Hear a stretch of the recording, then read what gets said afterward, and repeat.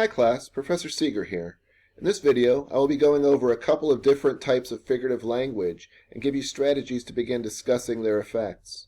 At this point, please remove yourself from all distractions. Make sure you have a pen and a pad of paper to take notes during this presentation. Also, please rewind as often as you need to. Enjoy! Figurative language is a way for images to represent other things, concepts, and ideas. It is the very foundation of poetry. Figurative thinking is a way of understanding the world in terms of representation. We understand things by comparing them to other things and highlighting specific qualities of both. Images may not be considered figurative language per se, but often they are still representational of things beyond themselves. Images are powerful things. They tell us a lot in very little space. They convey emotion, they capture moments in time, and they give us glimpses into other people's lives. Images are not just visual, though. They can involve multiple senses. Consider the phrase, ocean surf. It evokes the senses of sight, sound, smell, and maybe even taste.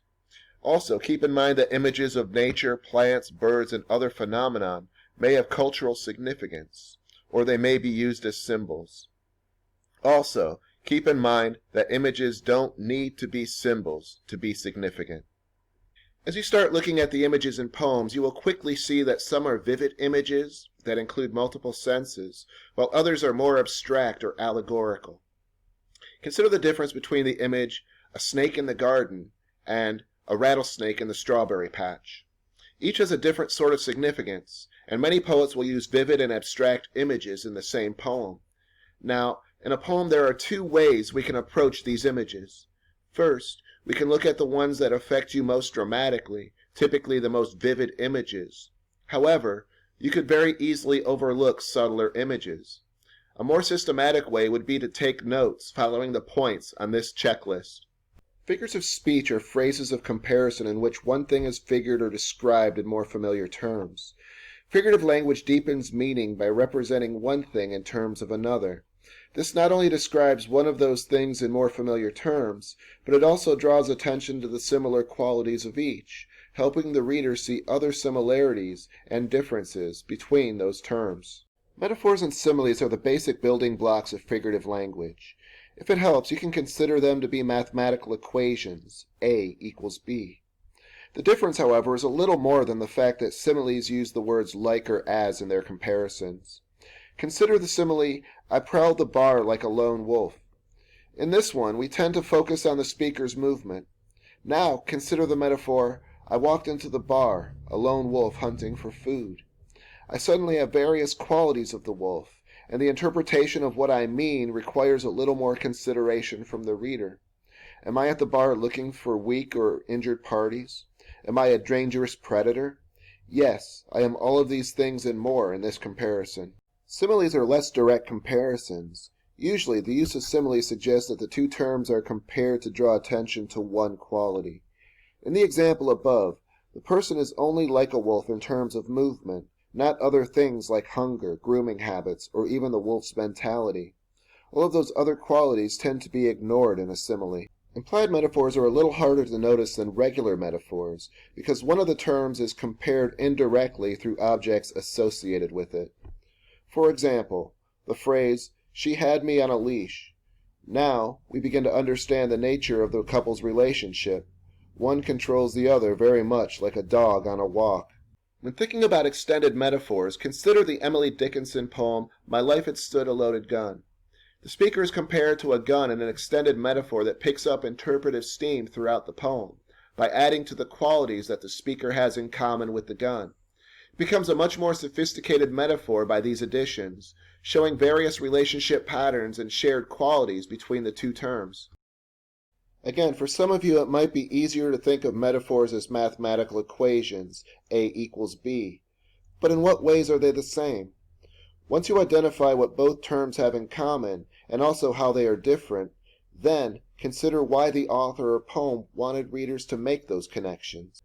Personification brings the inanimate and abstract to life, giving them human qualities to show the speaker's attitude towards the term being personified. It strongly affects the tone of the poem and the subject matter being discussed. For example, the sun smiled at me all day. This suggests that the speaker is happy and the son's presence and approval are responsible for this. Now consider the type of day if the son were personified as glaring at my bald head, which suggests the son's disapproval, judgment, and all sorts of other bad things. Apostrophe is very much connected to personification, but it tends to draw out the comparison in the same way an extended metaphor draws out the connection of a regular metaphor. Synecdoche is not just a city in New York. It is a bit of figurative language that shows the relationship of part of something to the whole, as well as the nature or usefulness of that whole. For example, we call our president the head of state when he or she is more than just a disembodied head. This does, however, suggest his or her role as leader and the intellectual relationship of that role. If the president were the heart of state, his or her role would be much, much different. Metonymy is different from synecdoche in that the part that stands for the whole doesn't even have to be part of that whole. It just has to be associated with it. It, like all figurative language, asks the reader to pay attention to the relationship between the two terms. In the example above, we are loyal to the crown. The crown replaces the figure of the king. What it might suggest is that the subjects are not loyal to any particular king or ruler, but the position. So it might suggest that we will be loyal to anyone who wears the crown, or takes up the position of king. When we start identifying things as symbols, we have to be careful that the thing is actually a symbol. Keep in mind that images might be representative of things beyond themselves without being a symbol. A symbol is a visible object or action that suggests a deeper meaning or a system of meanings and beliefs, whether social or personal. There are conventional symbols with standard or agreed upon meanings, and there are more complicated ones. Take the dove. On the one hand, it is a universal symbol for peace, but in many Western cultures it is also a symbol for Christianity. Sometimes authors transform common symbols into something new. In Franz Kafka's novel America, the Statue of Liberty is carrying a sword instead of a torch. How might that change the statue as a symbol? Consider how Sengal poet Leopold Sedar Senghor uses a tree as a symbol for despair. Consider as I read this poem what trees typically symbolize. As symbols, do they have different meanings to different cultures? Also, you might consider how the tree changes throughout the poem, both physically and symbolically. I am alone in the plains and in the night, with trees curled up from the cold and holding tight, elbow to body, one to the other. I am alone in the plains and in the night, with the hopeless, pathetic movements of trees that have lost their leaves to other islands. I am alone in the plains and in the night. I am the solitude of telegraph poles along deserted roads. Often trees are symbols for growth, bounty, nature, and various other positive things. However, for many African Americans, trees are symbols that are directly connected to a long history of lynching. Of course, Senghor is from Senegal in West Africa, a place with a different history and expansive plains. So why does this speaker apply negative connotations to this symbol? What are the negative aspects of his homeland that Senghor is emphasizing? Being able to understand figurative language in its nature is a way of thinking that is valuable, but perhaps unfamiliar to some of you. It may take a little practice for you to feel comfortable thinking figuratively.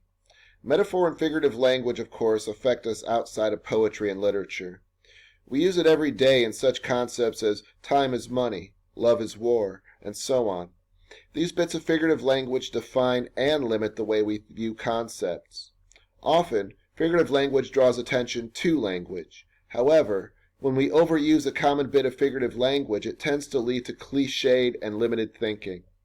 As a general rule, the stranger and more original the connection between the two terms being compared, the more effective the figurative language. Percy Bysshe Shelley once called poets the unacknowledged legislators of the world, because they dealt in fresh figurative language which, he believed, could transform the way we look at the world. Think about this as you read your next poem. Now that you have gone over various aspects of figurative language, you will be able to write endlessly on any poem, because when we start examining the relationships between things, we realize they are typically complex. So remember, don't oversimplify connections. Make connections, but don't oversimplify them. Now go read something.